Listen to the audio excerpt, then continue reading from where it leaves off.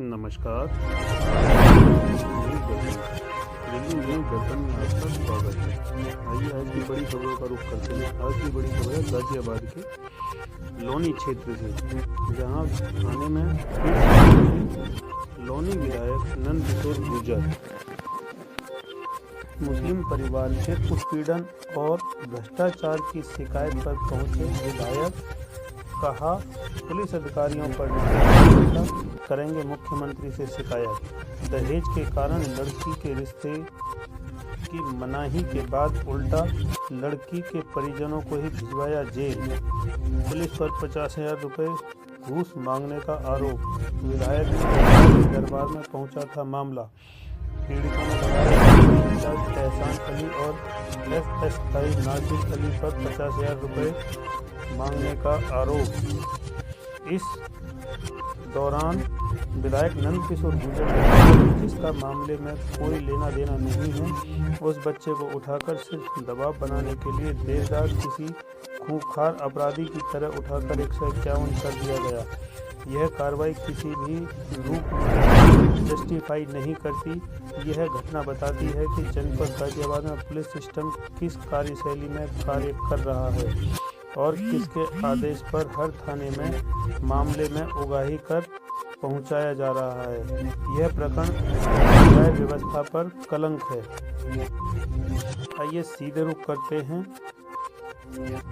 लोनी थाने में, जहां नंदकिशोर गुर्जर और पीड़ित परिवार दोनों मौजूद हैं। अति से भी अति कर दी है।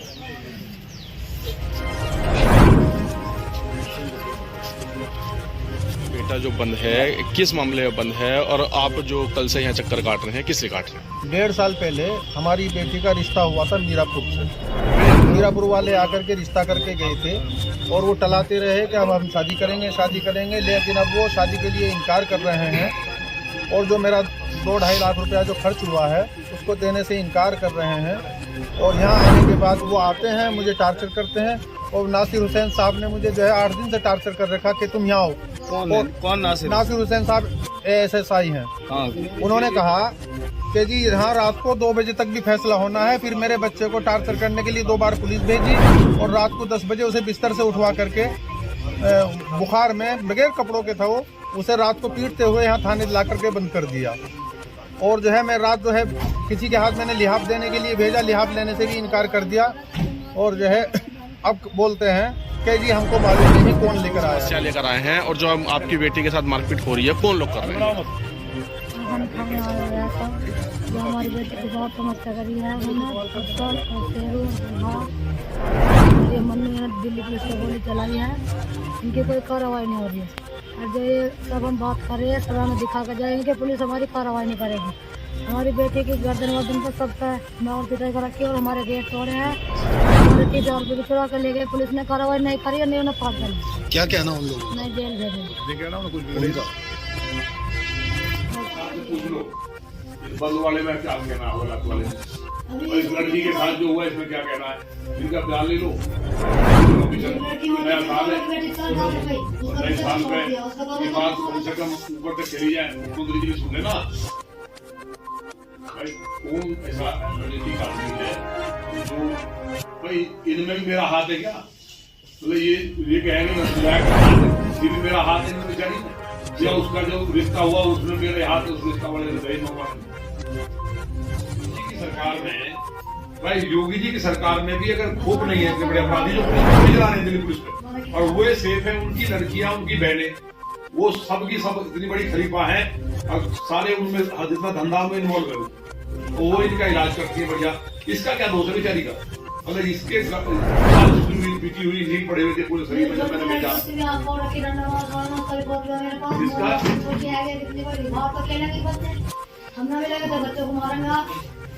घर में घुसते हैं, सारे एविडेंस है आपके पास, तो मीडिया वगैरह थे उनके पूरे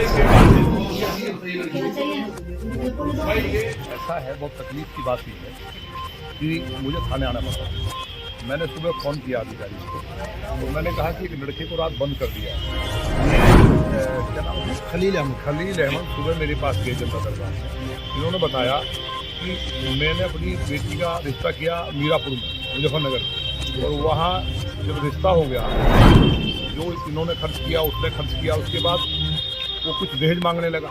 जब दहेज मांगने लगा, इसने कहा भाई जो बात तय हुई है मैं उतना दे पाऊंगा, मेरी हैसियत नहीं है। उसके बाद वो यहाँ आकर के कहीं से जो भी प्रेशर डलवाया, आकर के हम थाने आए, इसको बुला लिया, ये भी आ गया। आने के बाद इन्होंने कहा जी मैं जा रहा हूँ घर पे, मैं जो सामान है मैं भेज दूंगा, लेकिन मेरा खर्चा भी हुआ है, मेरा भी हिसाब कर देना। इतनी सी बात थी, ये घर चले गए। उसके बाद कोई बीमार हो गया, ये वहाँ निकल गए। इन्होंने कहा साहब मैं आज नहीं आऊँगा, मैं कल आ जाऊँगा और बैठ के इसको निपटा लेंगे। मतलब ये पहली बात तो ये वो इसकी बेटी है, उसको छोड़ रहा है जो व्यक्ति है। दूसरा ऐसे बताया तांत्रिक, ये पढ़ा लिखा व्यक्ति है, अलीगढ़ यूनिवर्सिटी का है। ये आदमी BSc AG किए हुए हैं, 72 साल 72 ईयर ओल्ड व्यक्ति है, इतनी इनकी एज है। इसका भी लिहाज नहीं करके उसके लड़के को उठा लिया। लड़के का क्या दोस्त था, उसे उठा करके रात हवालात में बंद कर दिया। उस बेटे को बंद क्यों हवालतर किया? भाई इसकी तो लड़की को छोड़ रहे हैं वो। उनका कहना है इसका कि जो इसमें SSI है नासिर हुसैन, इंचार्ज है वहाँ एहसान वगैरह, ये लोग इस लड़के को ले आए और यही इसको देख रहे थे। इन्होंने इससे 50,000 मांगे कल कि हम तुम्हारे मामले को खत्म कर देंगे, तो तुम 50,000 दे दो। 50,000 रुपये नहीं दिए तो इस आदमी के साथ जलालत थी, उस लड़के को मारा है बहुत।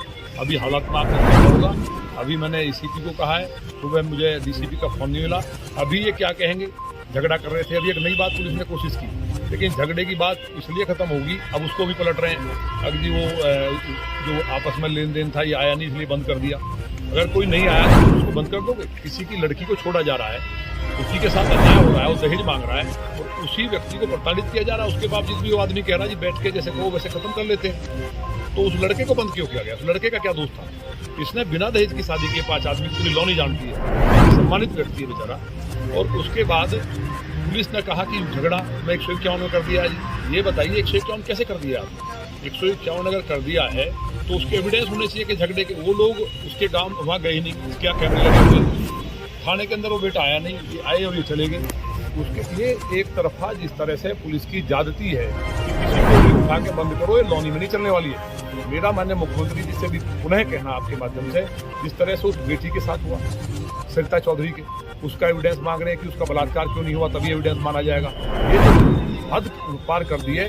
केवल ये दिखा करके कि कमिश्नर से मेरा विवाद है, मेरा क्या विवाद है, ये दिखा करके पूरे गाजियाबाद में जो लूट भूमाफियाओं का मकड़जाल, छिनैती, डकैती, जो अपहरण हो रहे हैं, जो बलात्कार दुराचार हो रहे हैं साथ बेटियों के साथ, उसको दबाया जा रहा है। इस व्यक्ति के बेटे को बंद किया, उसकी पिटाई की और रात भर बंद रहा बुखार में। इसके लिए मेरे ये कहना है, मैं बात करूंगा ऊपर भी, क्योंकि पुलिस अधिकारियों से बात करने का कोई मतलब नहीं है। मैं माननीय मुख्यमंत्री जी से ही बात करूंगा कि ये पुलिस को कौन इतनी ताकत दे रहा है कि ये पुलिस सरकार को फेल करना चाहते हैं, जो लॉ एंड ऑर्डर में हमारी सरकार की इमेज देश में उसको समाप्त करना चाहते हैं। अब ये बेटी, ये बहन खड़ी है, इसकी बेटी को जबरदस्ती जिसने पुलिस पे गोली चलाई, जिसने पुलिस पे गोली चलाई, वो अपराधी अभी यहाँ दावर तालाब पे पुलिस पे गोली चलाई, दिल्ली पुलिस पे।